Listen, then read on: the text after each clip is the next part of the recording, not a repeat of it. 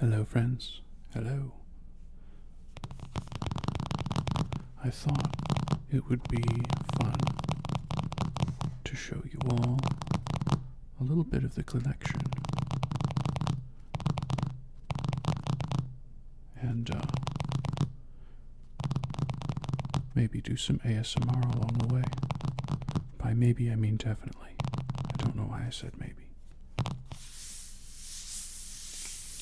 Anyway, we will be bringing out the Girologio, I think.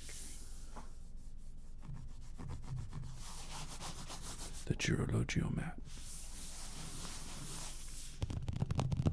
Which I should be using every time I fill a pen, but I keep forgetting. And so I keep getting more and more ink on my smug Alana mousepad. So anyway, let's start off with a not-so-bad pen.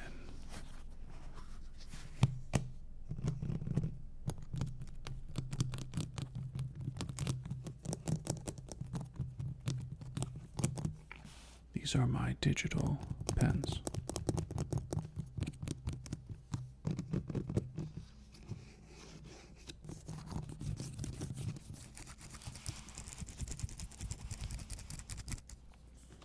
And I use them for drawing. Mostly I use this thicker one, but it's good to have the thinner one. However, these buttons on the thin one, they get pushed accidentally all the time, and the thicker ones, I don't know what it is about it, but it does not get pressed all the time accidentally. Sometimes it does. I'm thinking about just getting rid of the sensitivity on these buttons because they aren't useful for much anymore.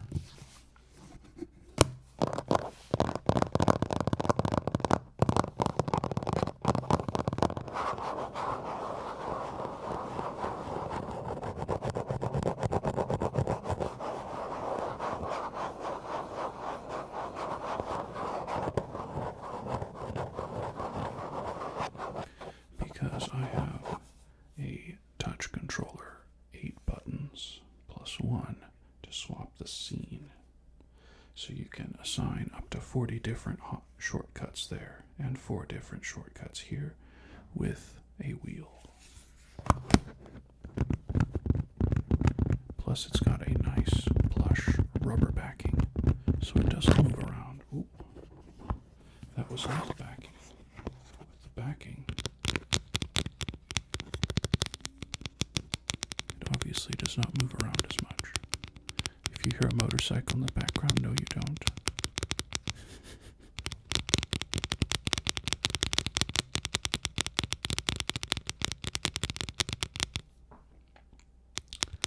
I'm going to do a thing here.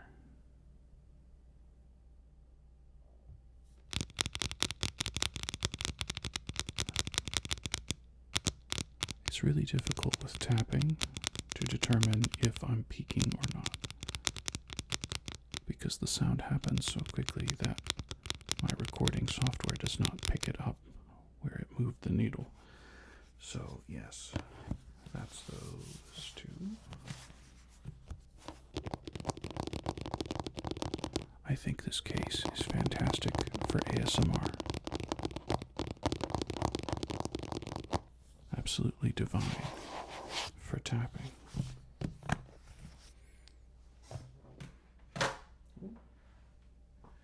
Oof.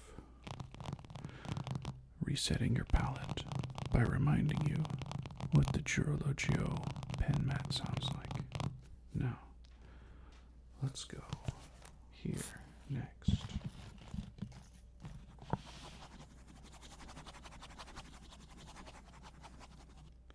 This is a Pilot parallel pen, and it is out of use at the moment.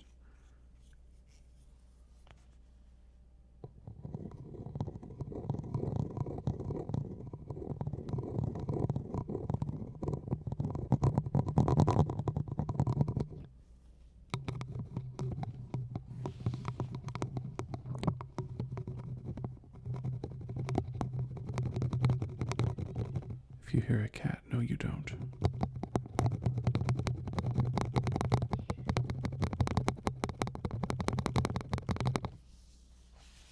The rest of the stuff in here is all pilot related, with our pilot ink cartridges and our pilot converters.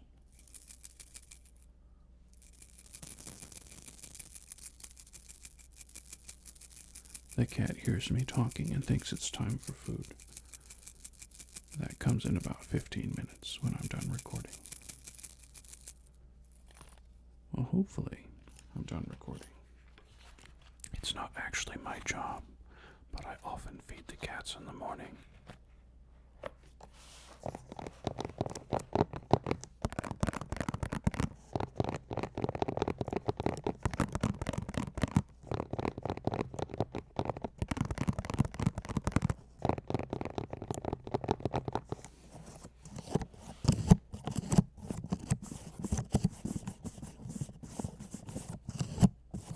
Yes, I just tore up a little piece of paper and taped it to the top to tell me what was in here so I don't have to open it every time.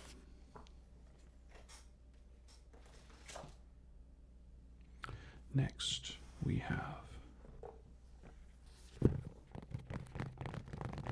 a soft top case from Conklin, but inside are the pens that I'm selling.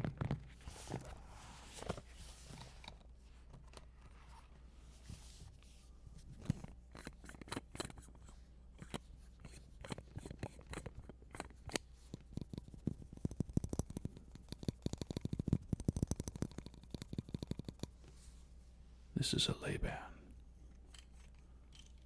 It has a two-tone nib.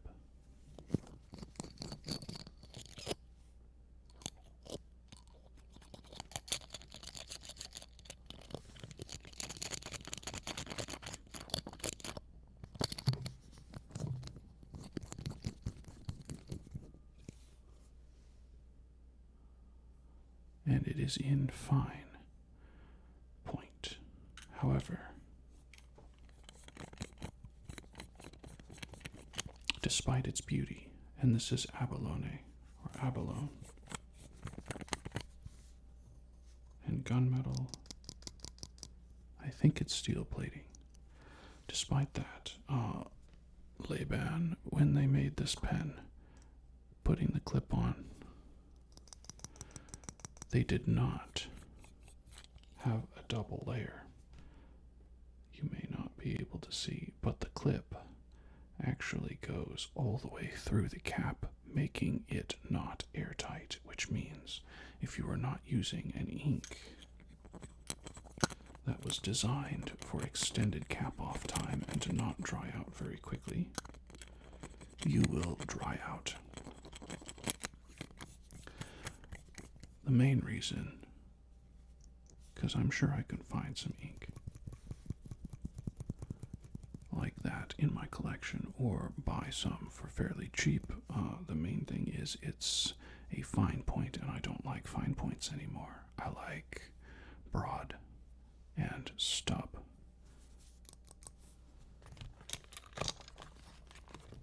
And this is Sunlight on the Ocean Floor, a sailor pen.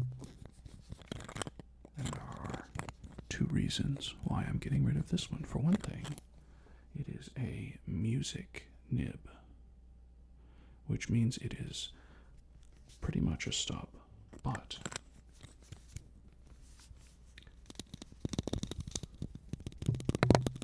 this pen in particular does not flow very well, and if you hear a cat, no you don't. No.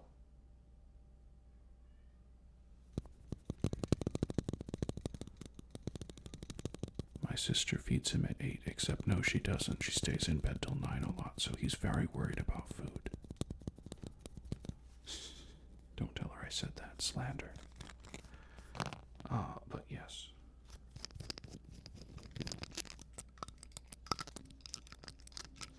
This sailor has only one slit for the music nib, and most music nibs have two.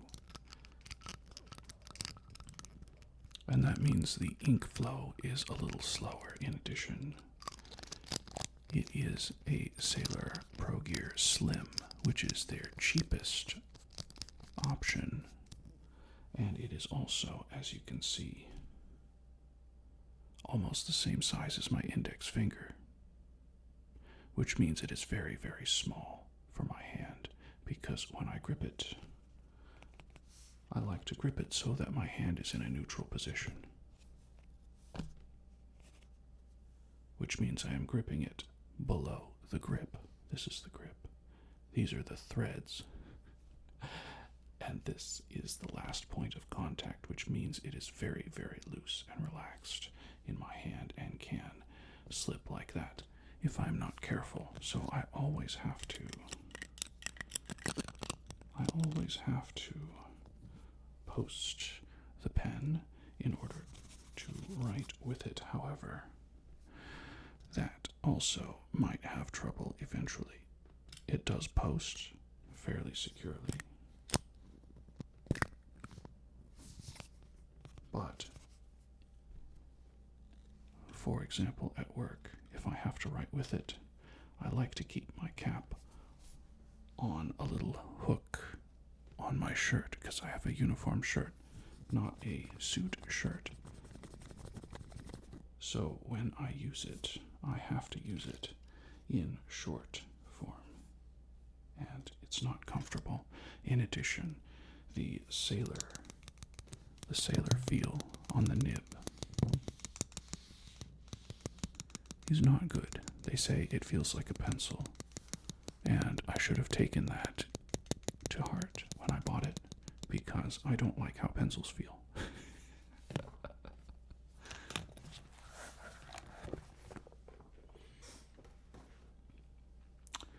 We're almost through. I call this the resting pen collection. 2 of these I will probably never use again without heavy modification.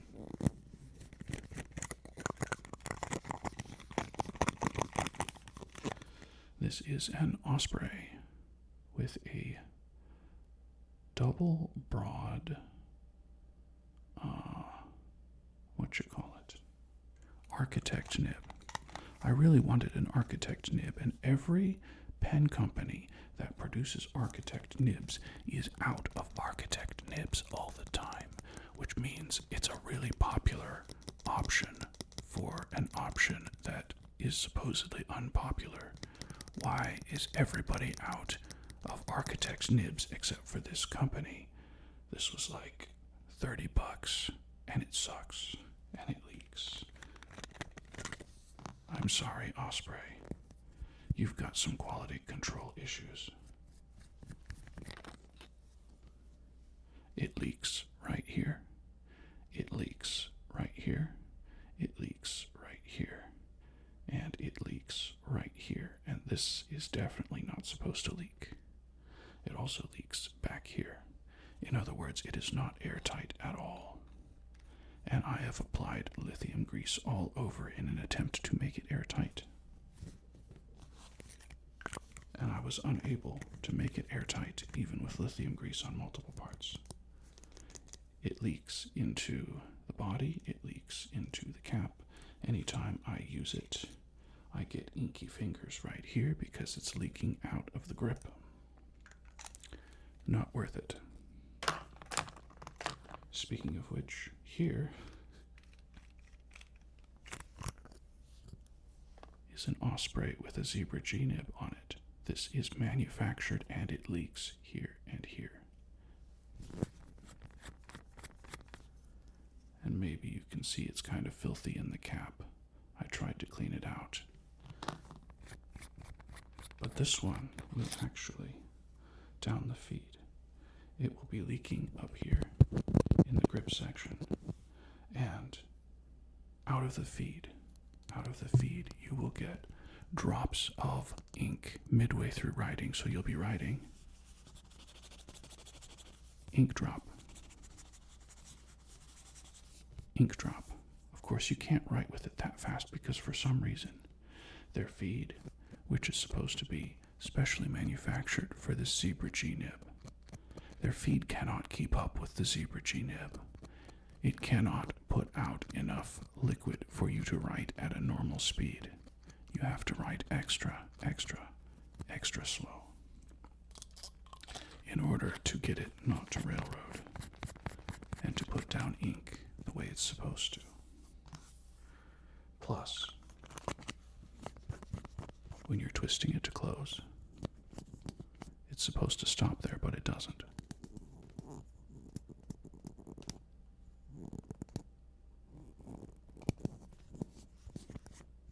That's right, there's no thread stopper. It just keeps spinning until something breaks. Now this one, if I can get it,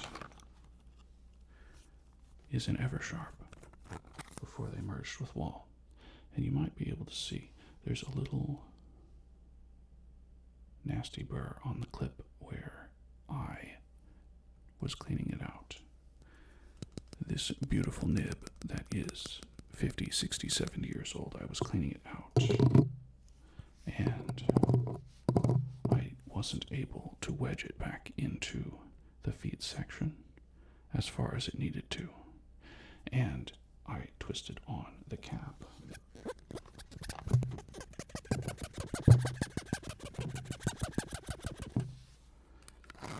And the tines went. Not a good look for my first vintage pen. It has a little ding in the top. You can kind of see it there. It is resting because I need to figure out a way to repair it. And I haven't got the mental fortitude yet. Those were the three. Secondary. Now shall we look at another Girologio leather case. Leather case. These pens.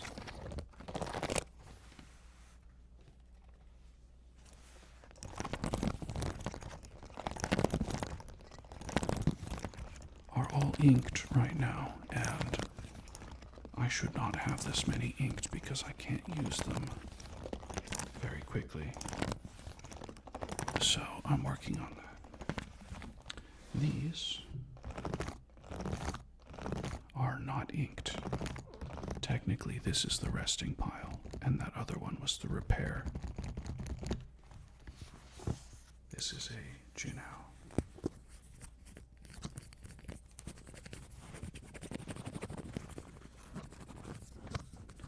Little $5 plastic shark pen. Beautiful. And you can see it is dyed red. Because I guess the plastic they used in their demonstrator section was not ink resistant, which is odd for an ink pen that requires the converter here to feed into the grip section. Next we have TWSBI Eco.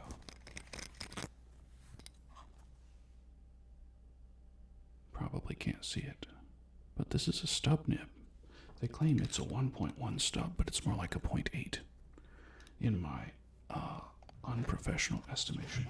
However, it looks fantastic to write with. These are just velvet and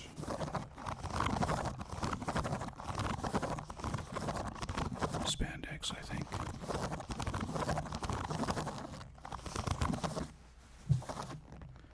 Next we have a Monteverdi brushed steel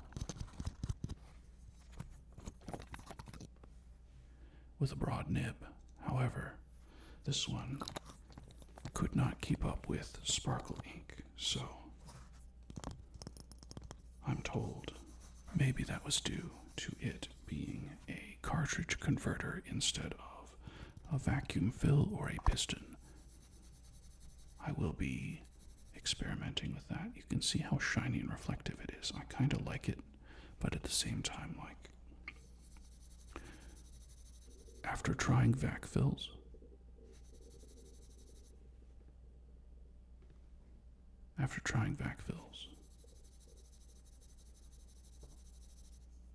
I don't really like cartridge converter anymore. This is a piston. This is a one of a kind. By one of a kind, I do mean that they do not reproduce the exact same. This is an Edison, also broad. And you can see, or perhaps you've discovered that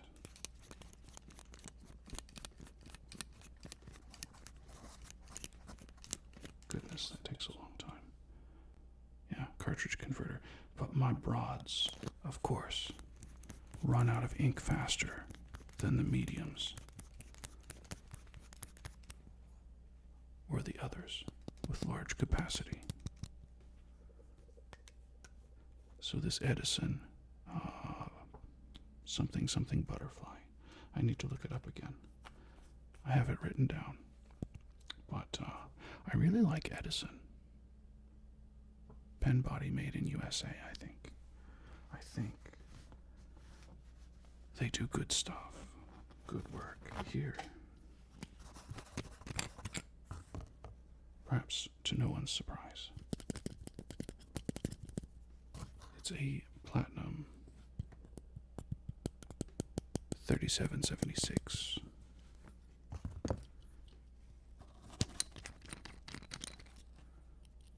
And wouldn't you know, the nib size is coarse. It is a triple broad, basically. And naturally, it's out of ink.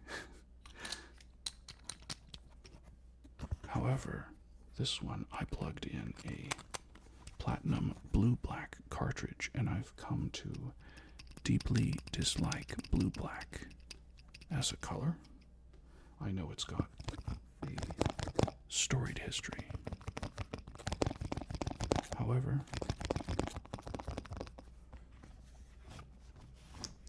I just don't like it. Next up, Hongdian. This was $20. And it's black on black.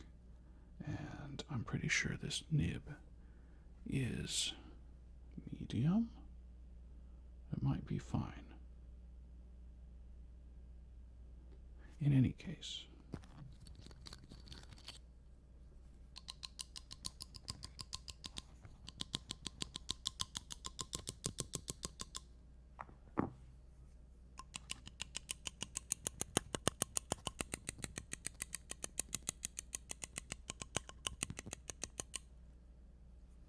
it is a cheapo that still works.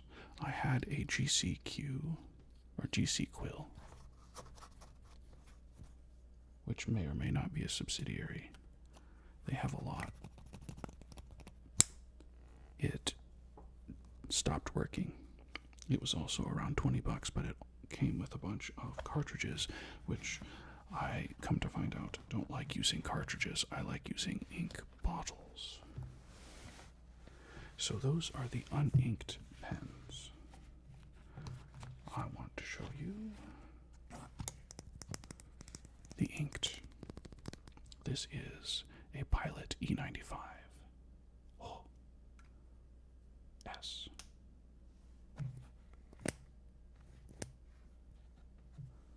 Gorgeous. Vintage looking, but modern. It's currently got a Pilot cartridge in it that I am trying desperately to use up. However, there's so much ink in the Pilot cartridge that I'm finding it difficult. This is an Opus 88. It is a bulk filler or an eyedropper, and you screw off the grip section and eyedrop or pour in ink. You can see there's about a quarter of that left. I did not fill it all the way. I have had a lot of trouble with this particular pen because it doesn't seal very well up here. A matter of fact, I could get the top off just with hand unscrewing to realign this little thing.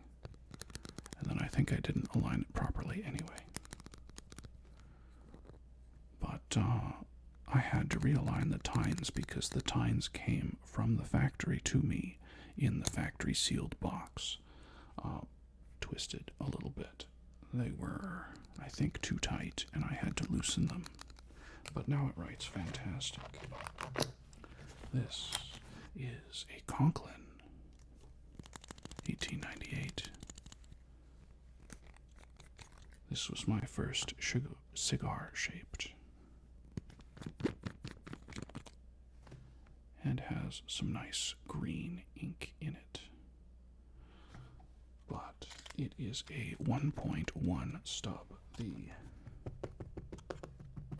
Opus 88 is a 1.5 stub, which is huge. Huge, huge, huge, huge, huge, huge, huge, huge, huge, huge, huge, huge, huge. 1.1 is pretty standard. Again, this TWSBI over here was supposed to be a 1.1, but it's more like a 0.8, so now I have 3 different sizes of stubs. This is another Monteverdi, very sparkly. And it's got pink ink in it.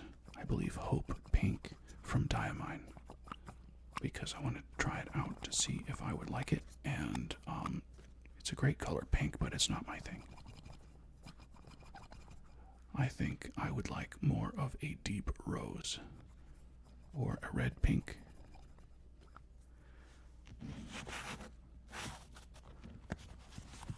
This one's in medium or fine. Maybe we can find out.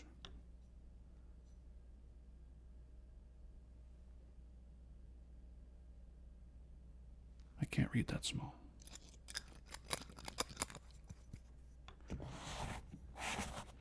Next up we have a Schaefer.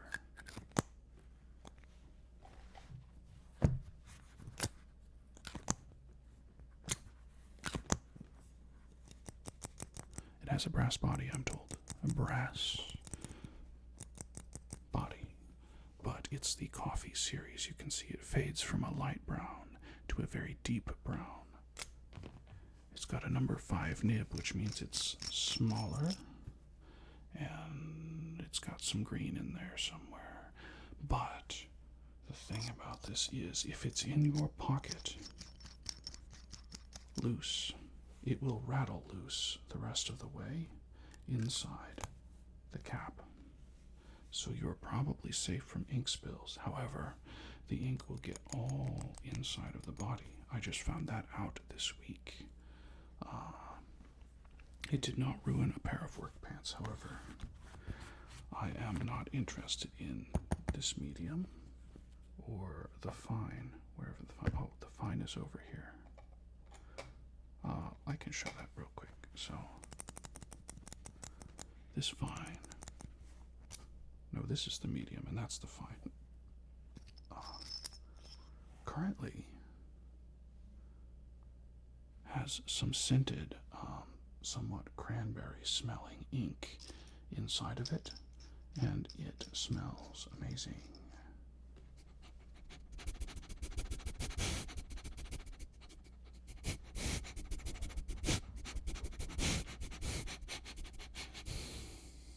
Amazing.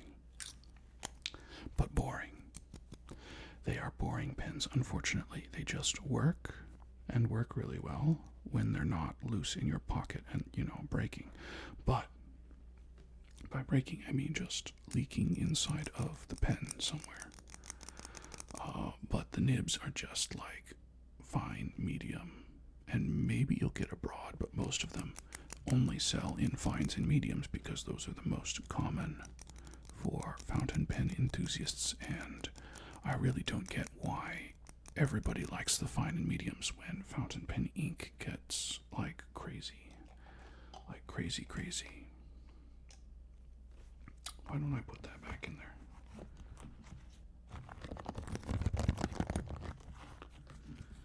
This is a Lamy Dialogue and comes out like a knife. Oh my goodness. It is a broad. It's got a little trapdoor.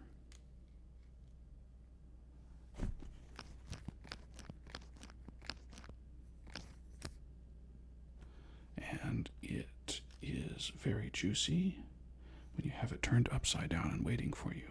But if you have it turned right side up, sometimes it dries out or hard starts. Lamy Dialogue 3. This one is palladium, so it's not piano white and it's not piano black, which are the two common colors. It was palladium, which is a frosted silver. And I would rather a frosted silver than piano white or black for anything. This is Earl Grey. It has actual Earl Grey leaves in it.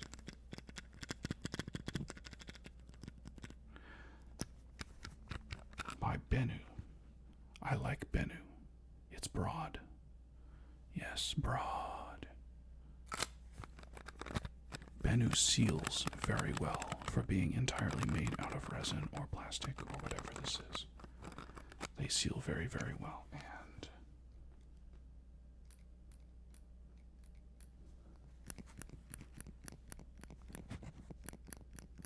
that's right. The pen clip has a little spring on it so it can open up wider for your pocket and go in and out easier. This has got orange in it right now. Apache orange or sunset orange, as it's now called. Now we have violet vanishing point in matte black.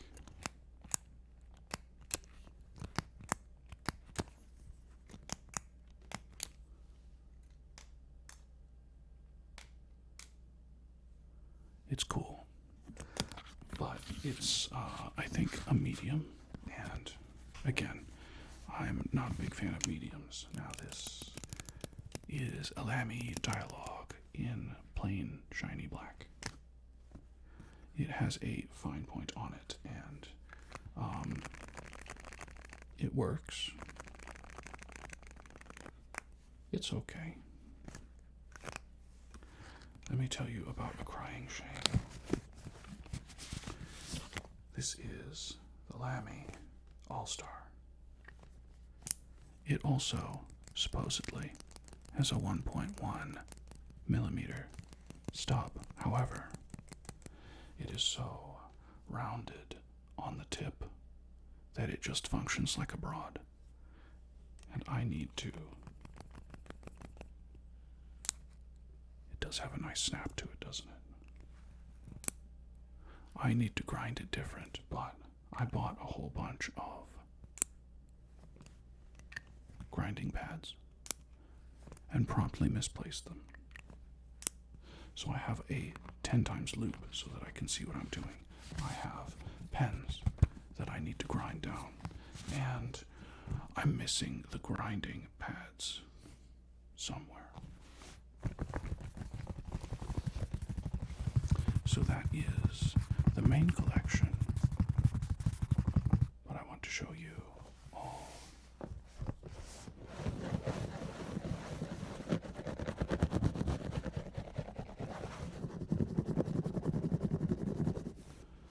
A little bonus.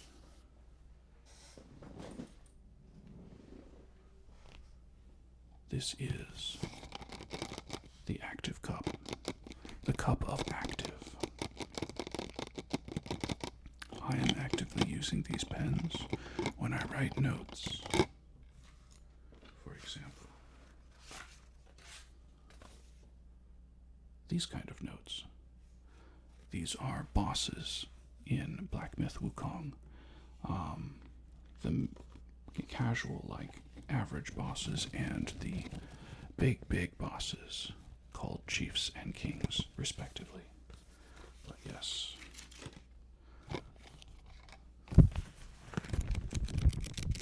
You can see a lot of different ink. I try out pens that are new.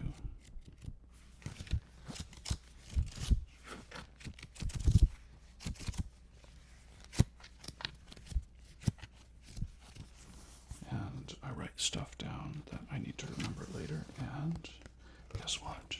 I'm on my last 3 pages.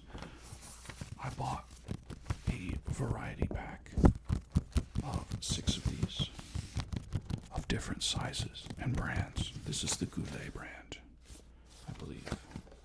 Yeah, Tomoe River paper from Goulet, which is why it doesn't have a big brand on the outside. For some reason I put an arrow, maybe to indicate this side is up, because there's no other indicators on the outside of this thing to tell you if you're opening it upside down or right side up. And I like to write all in the same orientation, not one page is upside down from the other, so you have to flip the thing around. I think most people do. Maybe it's fun to swap and like turn it around for this page and turn it around the other way for the other page. But for me, this is a notebook first and foremost, and it's for fun second and not so foremost. But yeah, I keep that one and I keep these. So what's in this collection? Well, first of all, you may recognize this. You may. If it can get it to stop reflecting here. There it is. It's a Sharpie gel pen. What? Why do you have a regular ballpoint pen in your collection? Well, for one thing, I liked the ink. It's a very, very weird green color that you can't really see on camera. It's like a deep teal. Very saturated and very dark. So if you're not looking close, you can miss what color it is. You gotta look a little closer. Speaking of deep teal, this is made of autism. It is a gravitas, again in bold. Broad, I mean, not bold. It is a vacuum filler, which means it's got a chamber here and a chamber here, and this thing, you screw it off and you pull it, you put it in the ink, and then you push it down. It creates a negative pressure inside the barrel, and then when you hit a certain point, it pops and all of the ink rushes up to fill the vacuum. And it is filled with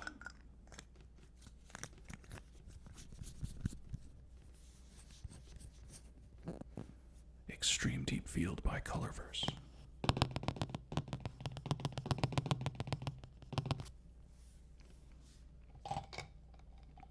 We got the Sharpie, we got the Extreme Deep Field. This is a Pilot Custom 74 with a music nib on it. And inside is Jacquerbon, Emerald of Shaw.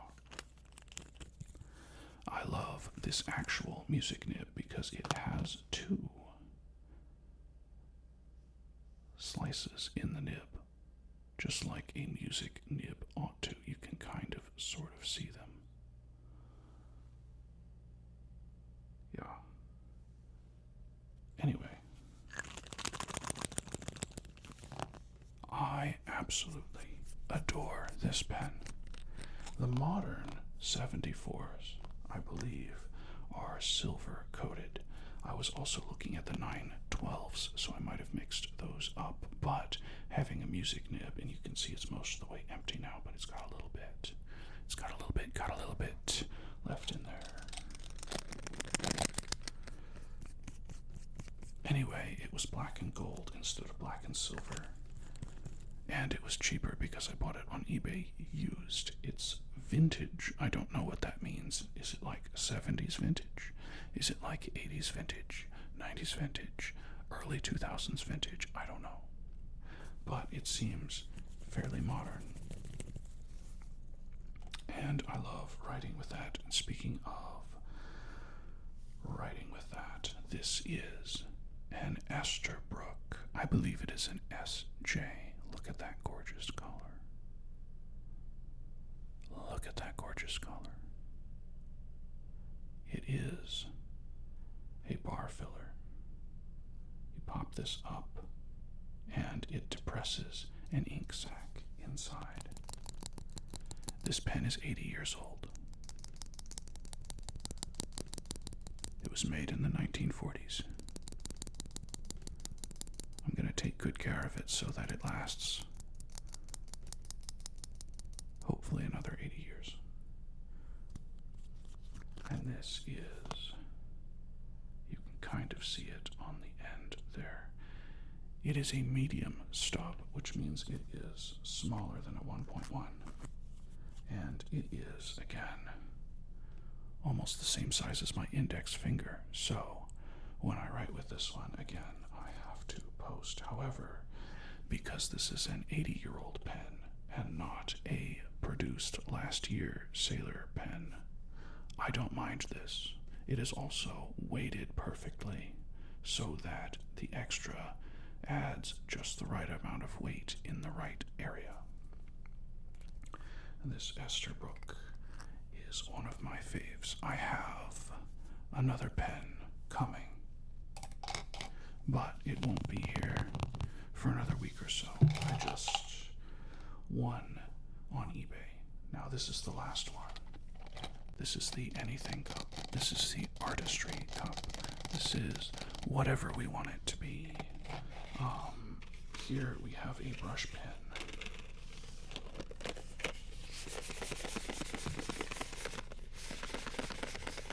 With 2 refills, you can see here.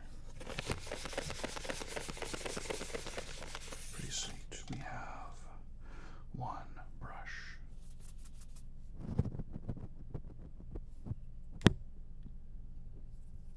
I can't quite reach that other microphone. We've got a flat brush.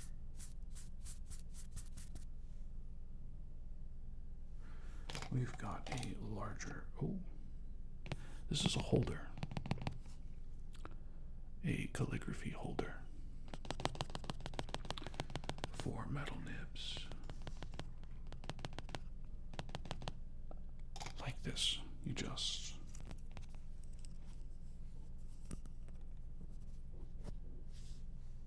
put it in there, dip it in the ink, and write with it.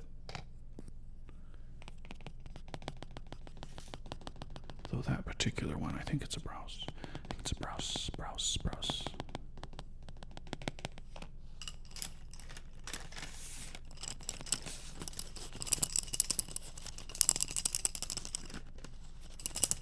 It needs a little reservoir on the bottom of it to hold more ink because it only holds enough for like 2 letters. Actually 2 letters. That's crazy. This is an oblique holder, and when you write with it, it helps you reach an advanced angle without as much effort as turning the whole page sideways. But it is basically a fancier version of this, where it's got a little screw on it, and you can screw down various sizes. Here is another Pilot Parallel. And you can see this one's a lot larger than the other. Same design. Skinny, fat. Skinny, fat. It's like me, skinny fat. Anyway, this one's too big for normal use. I've got it here because I've got 2 others that are in between the size of the retired one that you saw and this one that needs to be retired, that write a lot better sizes for what I want to practice with. This one is freaking huge. 6 millimeters is a lot. Now we've got various small brushes.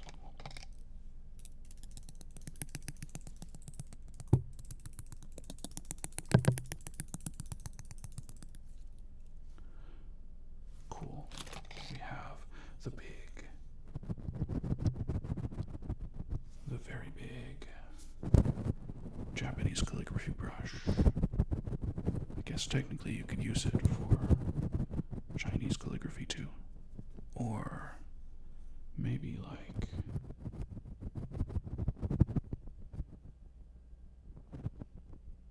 other Asian styles that use brushes. Anyway, it's supposed to be a point, but I washed it out and now it's fluffy. Fluffy. Anyway, this is, I believe, a Jacques Herbon glass pen. You dip it.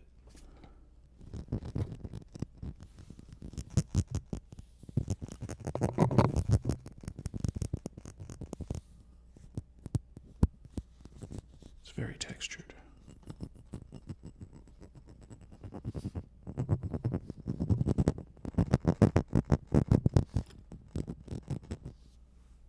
Yeah, I use this for sampling ink and for having some fun if I don't want to ink up a full ink pen. This is another brush pen. I am not going to brush you with it. Just please believe me that it's very fun to practice with, and supposedly it's refillable. If you just screw this off, you can refill this chamber. These three are very similar to that. They're called water pens. They're supposed to be for watercolor. I do have a watercolor palette that I have not used yet, but you fill that with water, and then you can create washes where if you drop a drop of ink, it will trickle out and spread, and it looks really, really cool. But I've got three different sizes: a small, a medium, and a flat. This is a Fude tip from Sailor. This is the one Sailor I will be keeping, I believe. You can see it's upturned like a very snooty cat that is demanding food right now. Even though it's not my responsibility, I do feed the cat. And I'm told I should have gotten the white version, which is a slightly less angle because of the way I write, which is at, 40-degree angle. And this one is the 55-degree angle. So if you want it skinny, you gotta go up here, and if you want it thick, you gotta go down here to where I normally am. So if I write with this like a normal pen, it will be tremendously huge.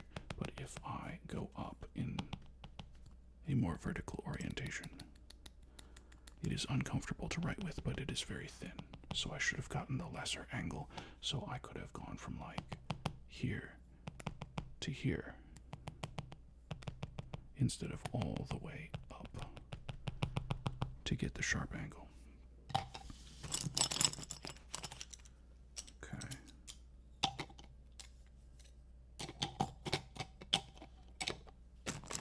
And that was the whole collection, folks. Almost 50 minutes of exploratory ASMR. That's what I should call it. That's what I should call it. Exploratory ASMR.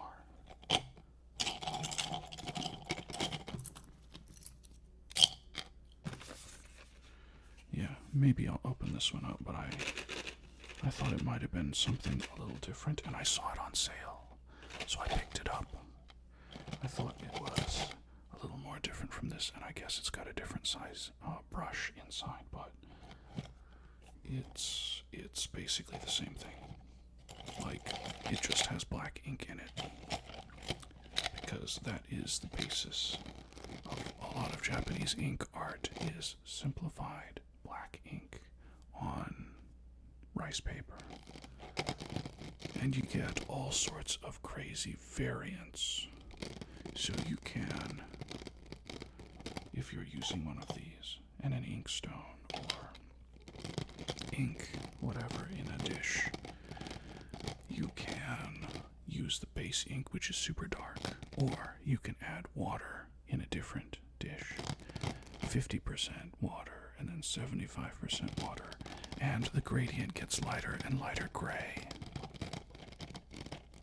It's pretty sweet. So they do black and white painting, photography, sort of. Well, it's not photography. Black and white painting. And it's really cool.